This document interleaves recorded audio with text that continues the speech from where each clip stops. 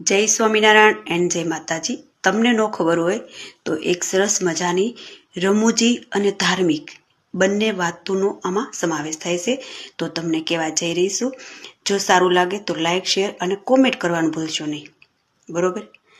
કે તમે તિલક ચાંદલો કરવાથી શરમાવશો તો નહીં શરમાવાનું. આમેય તમે તિલક ચાંદલો નહીં કરો તો તમને કંઈ ઓળખશે નહીં કોઈ. જો તિલક ચાંદલો કરશો તો સામેવાળા વ્યક્તિ ઉપર તમારો પ્રભાવ પડશે કે વાહ, આ તો ભક્તિમય છે આનું જીવન એમ. અને તિલક ચાંદલો એ તમારા બાળકોને નાનેથી જ ટેવ પાડવી જોઈએ.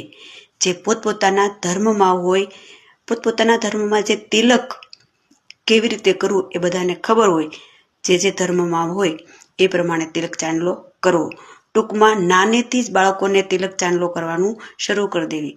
કારણ કે ગૌઢા મોટા જેવા જુવાનિયા થાય ને પછી તિલક ચાંદલો કરવાનું કહે ને તો એ કરે નહીં અને એને શરમ આવે કદાચ. બરોબર? જો આ વાત સારી લાગી હોય તો શેર કરજો. જય સ્વામિનારાયણ. અને એમ થાય કે બહાર જાશું અને આ તિલક ચાંદલો હશે તો બીજા હું વાતો કરશે કેમ, તો શરમાવાનું જ નહીં, તિલક ચાંદલો કરીને જ જવાનું. બરોબર?